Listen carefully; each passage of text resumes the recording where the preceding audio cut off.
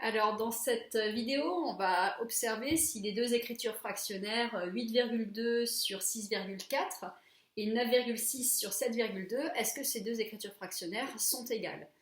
Donc je vous laisse compléter par le signe égal ou différent et surtout me donner un argument pour votre réponse. Donc faites bien pause sur la vidéo et répondez à l'écrit. Alors, pour la correction, donc déjà, premier réflexe pour essayer de se demander est-ce que ça peut être égal ou pas, c'est déjà regarder cette quantité-là, 8,2 sur 6,4, c'est une valeur qui est plus grande que l'unité, parce que 8,2 c'est plus grand que 6,4. Donc on a bien, il irait, si on posait la division 8,2 divisé par 6,4, il irait une fois et quelques. Donc on est à 1 et quelques. De la même manière ici, on a 9,6 qui est plus grand que 7,2, donc il y va aussi de la même manière une fois et quelques. Donc on n'a pas de premier réflexe, on n'a pas d'argument direct qui nous permettrait de nous dire que non, ce n'est pas égal.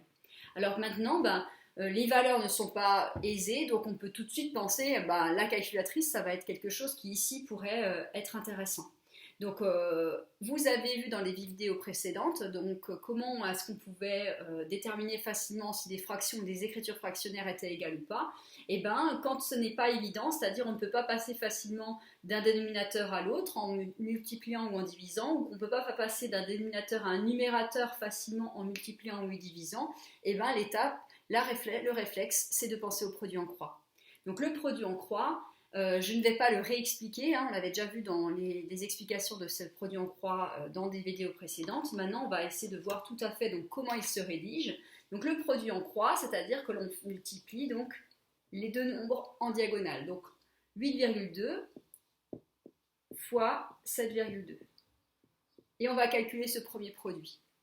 De la même manière, on va donc former une croix en calculant le deuxième produit. Donc 6,4 fois 9,6. Et on peut bien noter donc d'abord ce que l'on est en train de faire. Qu'est-ce qu'on est en train de faire? On est en train de faire le produit en croix. Donc on calcule cela, donc on peut prendre notre calculatrice pour pouvoir effectuer ces deux opérations. 8,2 fois 7,2, on trouve 59,04. Pour le deuxième produit, 6,4 fois 9,6, on trouve 61,44. Donc on ne trouve pas la même valeur, on n'a pas l'égalité des produits en croix, donc ce qui signifie que finalement nos deux écritures fractionnaires ne sont pas égales. Donc on va mettre ici le symbole différent. Ce n'est pas égal parce que nos produits en croix ne sont pas égaux.